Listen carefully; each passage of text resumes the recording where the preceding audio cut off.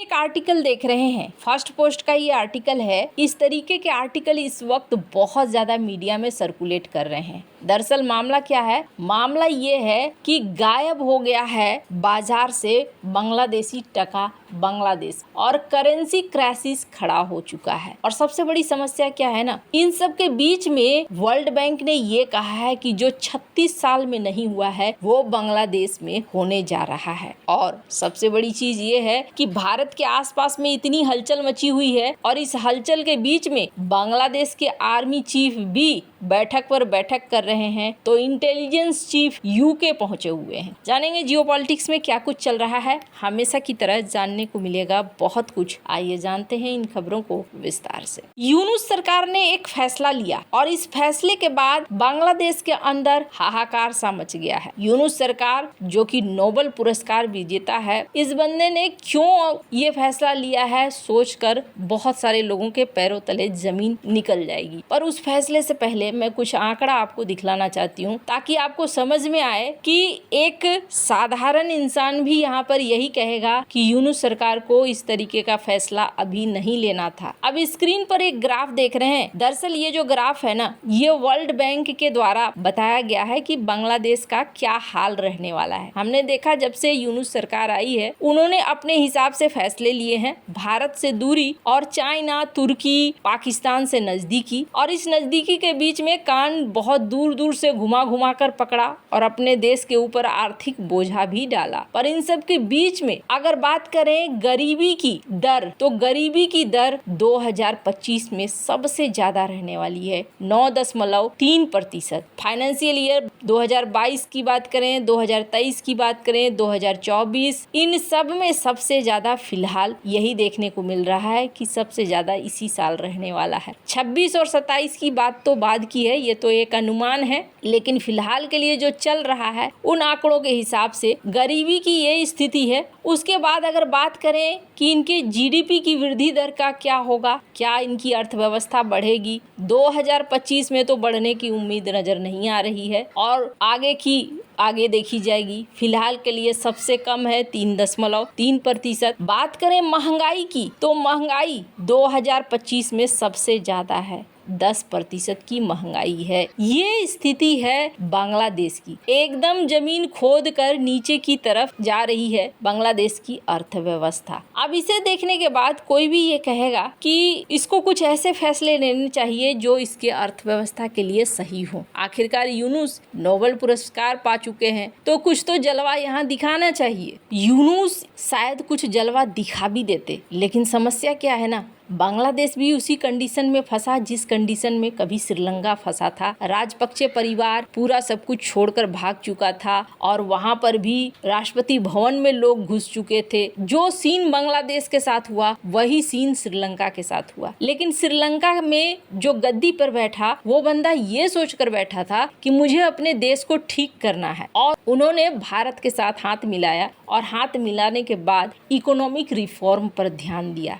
और धीरे धीरे चीजें बदली। आज श्रीलंका स्थिर हुआ, अर्थव्यवस्था स्थिर हुई, वहाँ अभी कोई उत्पात नहीं है। होता क्या है ना, जब किसी देश की इकोनॉमी ढहती है ना, तो सबसे बड़ी चीज क्या होती है, उसके घर के अंदर ही कलेश शुरू हो जाते हैं। यह हर देश का नियम होता है। यहाँ पर भी ये सीन होता श्रीलंका के अंदर, लेकिन विक्रम सिंघे ने बहुत अच्छे से परिस्थितियों को संभाला और विक्रम सिंघे ने यूनुस को एक सलाह दी थी और यूनुस को कहा था कि शेख हसीना को छोड़ो, जो वहां से निकल चुकी हो वो निकल चुकी है, अपनी अर्थव्यवस्था पर ध्यान दो और अपने देश को स्टेबल करने पर ध्यान दो। यूनुस ध्यान देते अगर मकसद ये होता कि मुझे अपने देश को सुदृढ़ करना है। अभी ऐसा दिख तो नहीं रहा है। अब यूनुस ने क्या फैसला लिया है, फैसला सुनकर आपको भी लगेगा ऐसी परिस्थितियों में ये फैसला तो लेना नहीं चाहिए। यूनुस ने फैसला लिया है कि शेख मुजीबुर रहमान वाले जितने भी नोट है ना, वो नोट नहीं चलाए जाएंगे, उनको तहखाने में बंद कर दो। यानी कि उनके जो रिजर्व बैंक है, रिजर्व बैंक को ये कहा गया है कि हम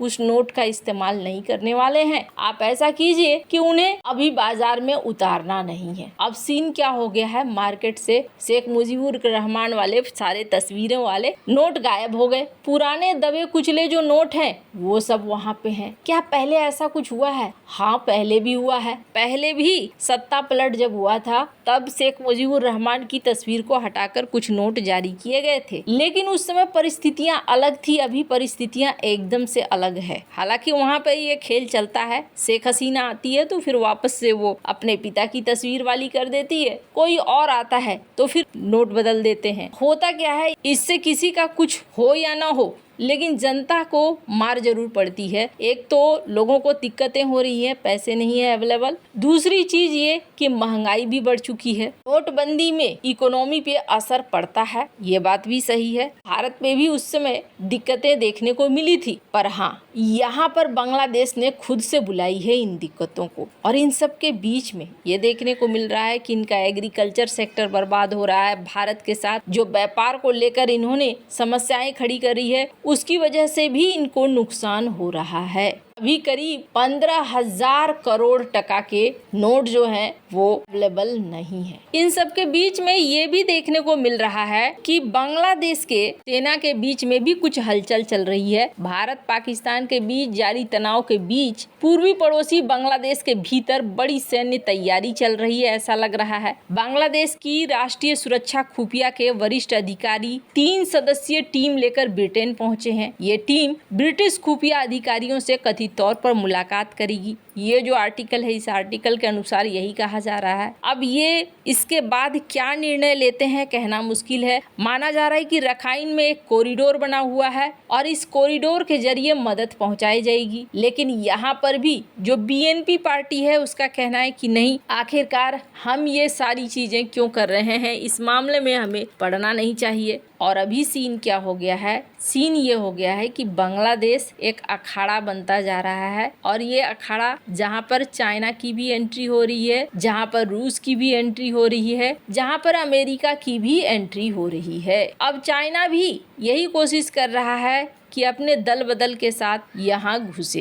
और इन सब परिस्थितियों में अगर नुकसान किसी का होता है तो वो किसका होगा, वहाँ की जनता का। ऐसा लग रहा है ना जैसे ये जो साउथ एशिया का इलाका है अब धीरे धीरे ये कुव्यवस्था और अस्थिरता का शिकार हो जाएगा अगर आने वाले कुछ महीनों में या एक साल में चीजों को संभाला न गया तो। उसी दिशा की तरफ बढ़ता हुआ दिख रहा है। यूनुस रिजीम की बात करें तो ये बांग्लादेश की इकोनॉमी के लिए फिलहाल ऐसा कोई कदम नहीं उठा रहे हैं जो कदम बांग्लादेश की इकोनॉमी के लिए सही हो, बल्कि इनके सारे कदम उल्टे ही पड़ते जा रहे हैं। भारत के साथ विरोध और इसके बाद एक के बाद एक चाइना और पाकिस्तान के साथ मिलकर इस तरीके से आगे बढ़ना कि भारत को ट्रांसशिपमेंट एग्रीमेंट को कैंसिल करना पड़ा और इसके जवाब में इन्होंने यहाँ से कॉटन मंगवाना बंद कर दिया। ये सारी चीजें अपने ही पैरों पर कुल्हाड़ी मारने जैसी है। आपको क्या लगता है इन सब मामले में, आपकी क्या राय है, कमेंट कर जरूर बताएं। जल्द मिलते हैं अगले वीडियो में नई खबर के साथ।